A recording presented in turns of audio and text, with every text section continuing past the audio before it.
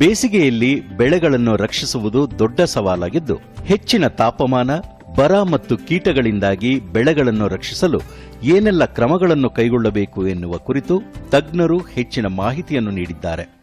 ನಿಮಗೆ ಗೊತ್ತಿರೋಂಗೆ ಈ ವರ್ಷ ಎಲ್ಲ ಕಡೆನೂ ನಮಗೆ ಬೇಸಿಗೆ ಅಭಾವ ಜಾಸ್ತಿ ಆಗಿದೆ ಮತ್ತು ಮಳೆ ಪ್ರಮಾಣ ಕೂಡ ಇನ್ನೂ ಶುರುವಾಗದಿರೋದ್ರಿಂದ ಬಿಸಿ ಗಾಳಿ ಹಾಗೂ ನೀರಿನ ಬೇಡಿಕೆ ಕೂಡ ಅತಿ ಹೆಚ್ಚಾಗಿರೋದ್ರಿಂದ ಕೃಷಿಯಲ್ಲಿ ನೀರನ್ನ ಯಾವ ರೀತಿ ಸದ್ಬಳಕೆ ಮಾಡ್ಕೋಬೇಕು ಮತ್ತು ಈ ರೀತಿ ಒಂದು ಬೇಸಿಗೆ ಅಥವಾ ತೀವ್ರವಾಗಿರುವಂಥ ಬಿಸಿ ಶಾಖವನ್ನು ಯಾವ ರೀತಿ ನಿರ್ವಹಣೆ ಮಾಡ್ಕೋಬೇಕು ಮತ್ತು ಗಿಡಗಳನ್ನ ಅಥವಾ ಬೆಳೆನ ಯಾವ ರೀತಿ ನಾವು ಒಂದು ನಿರ್ವಹಣೆ ಕ್ರಮಗಳನ್ನ ಅಳವಡಿಸ್ಕೊಂಡು ಯಾವ ರೀತಿ ನಾವು ಒಳ್ಳೆಯ ಉತ್ತಮವಾದ ಇಳುವರಿ ಪಡಿಬೇಕಂತ ಹೇಳ್ಬಿಟ್ಟು ಒಂದೊಂದಾಗಿ ಚರ್ಚೆ ಮಾಡ್ಕೊಂಡು ಹೋಗೋಣ. ಮೊದಲಿಗೆ ಬೇಸಿಗೆ ಕಾಲದಲ್ಲಿ ನಮಗೆ ನೀರನ್ನ ಕೊಟ್ಟಾಗ ನೀರಿನ ಬೇಡಿಕೆ ಕೂಡ ಜಾಸ್ತಿ ಇದ್ದು ಅದನ್ನು ಯಾವ ರೀತಿ ನಾವು ಮಾಡ್ಕೋಬೇಕಪ್ಪ ಅಂತ ಹೇಳಿದ್ರೆ, ಯಾವುದೇ ಬೆಳೆಗಾಗಿರ್ಬೋದು ಮೊದಲಿಗೆ ನೀವು ಒದಕೆ ಅಂತ ಹೇಳ್ತೀವಿ ಅಂತ ಹೇಳಿದ್ರೆ ಮಲ್ಚಿಂಗ್ ಅಂತೇಳಿ. ಸೊ ಇದರಲ್ಲಿ ಈಗ ತರಕಾರಿ ಬೆಳೆ ಬೆಳೀತಾ ಇರ್ತೀರಿ, ನಿಮಗೆಲ್ಲ ಚೆನ್ನಾಗಿ ಗೊತ್ತಿರುತ್ತೆ. ಪ್ಲಾಸ್ಟಿಕ್ ಮಲ್ಚಿಂಗ್ ಕೂಡ ಮಾಡ್ತಾ ಇರ್ತಾರೆ. ಈಗ ಹಣ್ಣಿನ ಬೆಳೆಗಳೇನಾದ್ರು ಇದ್ದು, ಈಗ ಮಾವಿನ ಬೆಳೆಯಲ್ಲಿ ಮಾವು ಕಾಯಿದ್ದು ಅಲ್ಲಿ ನೀವೇನಾದರೂ ನೀರು ಉಣಿಸ್ತಾ ಇದ್ದ ಅಲ್ಲಿ ಆ ನೀರಿನ ಹಾವಿ ಆಗದೆ ತಡಿಬೇಕು ಅಂತ ಹೇಳಿದಾಗ ಯಾವುದಾದ್ರೂ ಆಯಿತು, ಕೃಷಿಯಲ್ಲಿ ಮಣ್ಣಿನಲ್ಲಿ ಕೊಳ್ತೋಗುವಂಥ ವಸ್ತುಗಳು, ಸಾವಯವ ವಸ್ತುಗಳು, ಹುಲ್ಲಾಗಿರ್ಬೋದು ಅಥವಾ ಬೆಳೆನ ಉಳುವಿಕೆಗಳಾಗಿರ್ಬೋದು, ಸೊ ಇಂಥವನ್ನೆಲ್ಲನೂ ಮರಗಳ ಸುತ್ತಲೂ ಹಾಕೋದ್ರಿಂದ, ಒದಕೆ ಹಾಕೋದ್ರಿಂದ ಸೊ ನಿಮಗೆ ನೀರಿನ ಅಂಶ ಏನು ಮಣ್ಣಿನಲ್ಲಿರುತ್ತೆ ಅದು ದೀರ್ಘಕಾಲದಲ್ಲಿ ಇದ್ದು ಸೊ ಗಿಡಗಳಿಗೆ ರಕ್ಷಣೆ ಆಗುತ್ತೆ ಮತ್ತು ನೀರಿನ ಬಳಕೆ ಕೂಡ ಕಡಿಮೆ ಆಗುತ್ತೆ. ಇದು ಮೊದಲಿಗೆ ಎಲ್ಲ ರೈತರು ಕೂಡ ಕೃಷಿಯಲ್ಲಿ ಒದಕೆಗೆ ಜಾಸ್ತಿ ಒತ್ತನ್ನು ಕೊಡಬೇಕಾಗತ್ತೆ. ಎರಡನೇದಾಗಿ ಸಾವಯವ ಇಂಗಾಲ. ಸೊ ನಮ್ಮ ಒಂದು ಜಿಲ್ಲೆಯಲ್ಲಾಗಿರ್ಬೋದು ಅಥವಾ ಕರ್ನಾಟಕದಲ್ಲಾಗಿರ್ಬೋದು ಮಣ್ಣಿನಲ್ಲಿ ಶೇಕಡ 70% ಅಷ್ಟು ಮಣ್ಣುಗಳು ನಮಗೆ ಸಾವಯವ ಇಂಗಾಲ ಅಥವಾ ಏನು ಪ್ರಮಾಣ ಭಾಳ ಕಡಿಮೆ ಇರುವಂಥದ್ದು ನಮ್ಮ ಕೃಷಿ ಭೂಮಿಗಳಲ್ಲಿ ನಾವು ನೋಡಿದ್ದೇವೆ. ಇದನ್ನ ಪ್ರಮಾಣವನ್ನು ಹೆಚ್ಚಿಗೆ ಮಾಡ್ಕೋಬೇಕು. ಸೊ ಸಾಧ್ಯವಾದಷ್ಟು ರೈತರು ಸಾವಯವ ವಸ್ತುಗಳನ್ನ, ಸಾವಯವ ಗೊಬ್ಬರಗಳನ್ನ ಮಣ್ಣಿಗೆ ಅತಿ ಹೆಚ್ಚಾಗಿ ಸೇರಿಸೋದ್ರಿಂದ ಮಣ್ಣಿನಲ್ಲಿ ನೀರನ್ನ ಹಿಡಿದಿಟ್ಕೊಳ್ಳೋ ಪ್ರಮಾಣ ಹೆಚ್ಚಾಗುತ್ತೆ. ಅದೇ ರೀತಿ ಬಿಸಿಲಿನ ತಾಪಮಾನನ ತಡೀಲಿಕ್ಕೆ ಕೂಡ ಸಹಕಾರಿಯಾಗುತ್ತೆ. ಸೊ ಇದು ಎರಡನೇದಾಗಿ ರೈತರು ಅಳವಡಿಸ್ಕೋಬೇಕಾಗಿರೋಂಥದ್ದು. ಮತ್ತು ಇನ್ನೊಂದು ಮೂರನೇದಾಗಿ ಕ್ರಾಪ್ ಕವರ್ಸ್ ಅಂತ ಹೇಳ್ಬಿಟ್ಟು, ಅಂದರೆ ಬೆಳೆ ಮೇಲೇ ಹೊದಿಕೆ ಮಾಡುವಂಥದ್ದು. ಈ ಚಿತ್ರದಲ್ಲಿ ನೀವು ನೋಡ್ತಾ ಇದ್ದೀರಲ್ಲ, ಆ ಥರ ಕ್ರಾಪ್ ಕವರ್ಸ್ನ ಯೂಸ್ ಮಾಡ್ಕೋಬೋದು. ತರಕಾರಿ ಬೆಳೆ ಆಗಿರ್ಬೋದು ಅಥವಾ ಯಾವುದೇ ಒಂದು ಬೆಳೆ ಆಗಿರ್ಬೋದು. ಸೊ ಈ ಕ್ರಾಪ್ ಕವರ್ನ ಬಳಕೆ ಮಾಡೋದ್ರಿಂದ ನೀವು ಬೇಸಿಗೆಯಲ್ಲಿ ಏನು ಸೂರ್ಯನ ಕಿರಣಗಳ ತಾಪಮಾನ ಇದೆ ಅಥವಾ ಒಂದು ಬಿಸಿ ಶಾಖ ಇದೆ ಅದನ್ನು ಕೂಡ ನೀವು ತಡೆಗಟ್ಟಿ ಒಂದು 30 ದಿವಸ ತನಕ ನಿಮಗೆ ಒಂದು ಬೆಳೆನ ನೀವು ಉತ್ತಮವಾಗಿ ಬೆಳವಣಿಗೆಗೆ ಅನುಕೂಲ ಆಗುತ್ತೆ. ಈ ಕ್ರಾಪ್ ಕವರ್ ಬಳಕೆ ಮಾಡೋದ್ರಿಂದ ನೀವು ಏನು ಪ್ರಾರಂಭಿಕ ಹಂತದಲ್ಲಿ ಕೀಟ ಮತ್ತು ರೋಗ ಬಾಧೆಗಳು ಏನು ಗಿಡಗಳಿಗೆ ಅಥವಾ ಬೆಳೆಗಳಿಗೆ ಬರುತ್ತೆ ಅದನ್ನು ಕೂಡ ನಾವು ನಿಯಂತ್ರಣದಲ್ಲಿ ಇಟ್ಕೋಬಹುದು. ಸೊ ಇನ್ನೊಂದು ಎರಡನೇದಾಗಿ ಜೊತೆಗೆ ನಿಮಗೆ ಇದರಲ್ಲಿ ಈ ಕ್ರಾಪ್ ಕವರ್ನ ಬಳಕೆ ಮಾಡೋದ್ರಿಂದ ಒಳ್ಳೆ ಗುಣಮಟ್ಟದ ಇಳುವರಿ, ಗುಣಮಟ್ಟದ ಬೆಳೆ ಬೆಳಿಬೋದು. ಜೊತೆಗೆ ನೀರಿನ ಸಂರಕ್ಷಣೆ ಕೂಡ ಈ ಒಂದು ಕ್ರಾಪ್ ಕವರ್ ಬಳಕೆ ಮಾಡೋದ್ರಿಂದ ನೀರಿನ ಬೇಡಿಕೆ ಕೂಡ ಕಡಿಮೆ ಆಗಿದ್ದು ನೀರಿನ ಸಂರಕ್ಷಣೆ ಜೊತೆಗೆ ನೀರಿನ ಸದ್ಬಳಕೆ ಕೂಡ ಚೆನ್ನಾಗಿ ಬಳಕೆ ಮಾಡ್ಕೋಬಹುದು. ಪುನಃ ಕೃಷಿಯಲ್ಲಿ ಹೈಡ್ರೋಜೆಲ್ ಅಂತೇಳಿ ಒಂದು ಕೆಮಿಕಲ್ ಇದೆ. ಸೊ ಕೃಷಿಯಲ್ಲಿ ಹೈಡ್ರೋಜೆಲ್ ಬಳಕೆ ಕೂಡ ನೀವು ಮಾಡ್ಕೋಬಹುದು.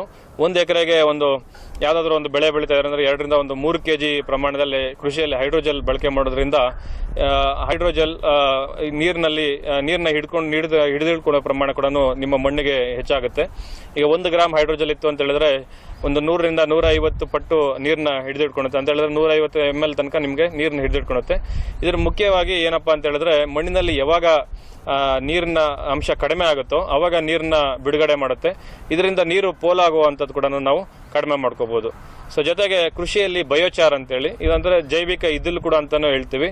ಇದು ಕೂಡ ನೀವು ಬಳಕೆ ಮಾಡೋದ್ರಿಂದ ಕೃಷಿಯಲ್ಲಿ 3 ವರ್ಷಕ್ಕೆ ಒಂದ್ಸಲಿ 6 ಟನ್ ಅಷ್ಟು ನೀವು ಜೈವಿಕ ಇದಿಲನ್ನ ಭೂಮಿಗೆ ಮಣ್ಣಿಗೆ ಸೇರಿಸೋದ್ರಿಂದ ಮಣ್ಣಿನಲ್ಲಿ ನೀರನ್ನ ಹಿಡಿದಿಟ್ಕೊಳ್ಳೋ ಪ್ರಮಾಣ ಕೂಡ ಜಾಸ್ತಿ ಆಗುತ್ತೆ. ಜೊತೆಗೆ ಸಾವಯವ ಇಂಗಾಲ ಪ್ರಮಾಣ ಕೂಡ ಜಾಸ್ತಿ ಪ್ರಮಾಣದಲ್ಲಿ ಹಾಗೆ ಮಣ್ಣಿನ ಗುಣಮಟ್ಟ ಚೆನ್ನಾಗಿ ವೃದ್ಧಿ ಆಗುತ್ತೆ. ಅದಾದ್ಮೇಲೆ ನೀವು ಏನಾದರೂ ಪೋಷಕಾಂಶಗಳ ನಿರ್ವಹಣೆ ಮಾಡ್ತಾ ಇದ್ದು ಮಾಡಲೇಬೇಕಿದ್ದಾಗ ಅಥವಾ ಲಘು ಪೋಷಕಾಂಶಗಳು ಏನಾದರೂ ಭೂಮಿಗೆ ಕೊಡಬೇಕು ಅಥವಾ ನಿಮ್ಮ ಯಾವುದಾದ್ರು ಬೆಳೆಗೆ ನೀವು ಅವಶ್ಯಕತೆ ಇದ್ದಲ್ಲಿ ಸಾಧ್ಯವಾದಷ್ಟು ನೀವು ಏನು ಪೋಷಕಾಂಶಗಳ ಕೊಡಬೇಕಾದಾಗ ಎಲೆ ಮೇಲೆ ಸಿಂಪಡಣೆ ಮಾಡೋದ್ರ ಮುಖಾಂತರ ನೀವು ಪೋಷಕಾಂಶಗಳನ್ನ ಕೊಟ್ಟಿದ್ದೆ ಆದಲ್ಲಿ, ಅದು ಲಘು ಪೋಷಕಾಂಶಗಳು ಕೊಟ್ಟಿದ್ದಾದಲ್ಲಿ ಬೆಳೆಗಳಿಗೆ ಒಂಥರ ಬೆಳೆಗೆ ತಂಪು ವಾತಾವರಣ ಸಲ್ಲಿಸಿದಂಗೆ ಆಗಿ, ಜೊತೆಗೆ ಅದರಲ್ಲಿ ತುಂಬ ನಿಮಗೆ ಏನು ಈ ಒಂದು ಬಿಸಿಗಾಳಿ ಅಥವಾ ಬೇಸಿಗೆಯಲ್ಲಿ ಆ ಗಿಡಗಳಿಗೆ ಉತ್ತಮ ರೀತಿಯಲ್ಲಿ ಪೋಷಕಾಂಶಗಳು ಹೀರಿಕೊಳ್ಳುವ ಪ್ರಮಾಣ ಕೂಡ ಹೆಚ್ಚಿಗೆ ಮಾಡಿ, ಜೊತೆಗೆ ಒಳ್ಳೆ ಬೆಳೆ ಕೂಡ ನೀವು ನಿರೀಕ್ಷೆ ಮಾಡಬಹುದು.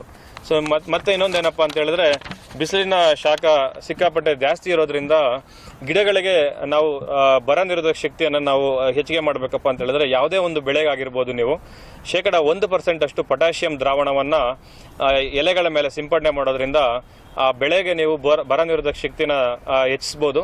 ಸೊ ಜೊತೆಗೆ ನೀರಿನಲ್ಲಿ ಅಂದರೆ ಎವಾಪರ್ ಟ್ರಾನ್ಸ್ಪಿರೇಷನ್ ಅಂತ ಏನು ಕರಿತೀವಿ, ಅದನ್ನು ಕೂಡ ನೀವು ನಿಯಂತ್ರಣದಲ್ಲಿ ಇಟ್ಕೊಂಡು ನೀರಿನ ಸದ್ಬಳಕೆ, ನೀರಿನ ಒಂದು ಏನು ಬೇಡಿಕೆ ಕೂಡ ಸ್ವಲ್ಪ ಕಡಿಮೆ ಮಾಡಿಕೊಂಡು ಬೆಳೆನ ಚೆನ್ನಾಗಿ ನೀವು ವೃದ್ಧಿ ಮಾಡ್ಕೋಬೋದು 1% ದ್ರಾವಣ, ಪೊಟ್ಯಾಷಿಯಂ ದ್ರಾವಣ ಸಿಂಪಡಣೆ ಮಾಡೋದ್ರ ಮುಖಾಂತರ.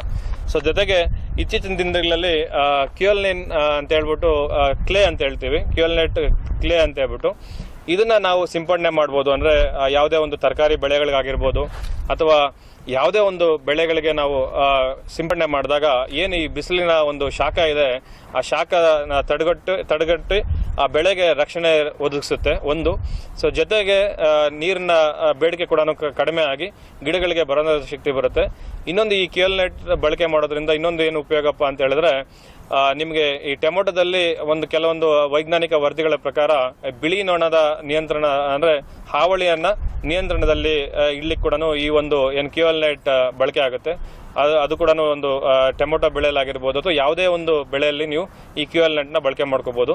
ಇದನ್ನು ನೀವು ಒಂದು 20 ಗ್ರಾಮ್ 1 ಲೀಟರ್ ನೀರಿನಲ್ಲಿ ಮಿಶ್ರಣ ಮಾಡಿಬಿಟ್ಟು ಎಲೆಗಳ ಮೇಲೆ ಸಿಂಪಡಣೆ ಮಾಡಿದಾಗ ನಿಮಗೆ ಇದರಿಂದ ಒಂದು ಅನುಕೂಲವನ್ನು ನೀವು ಪಡಿಬೋದು. ಸೊ ಇಷ್ಟೊಂದು ಏನು ಸಂಕ್ಷಿಪ್ತವಾಗಿ ನಿಮಗೆ ಹೇಳಿದ್ದೀನಿ.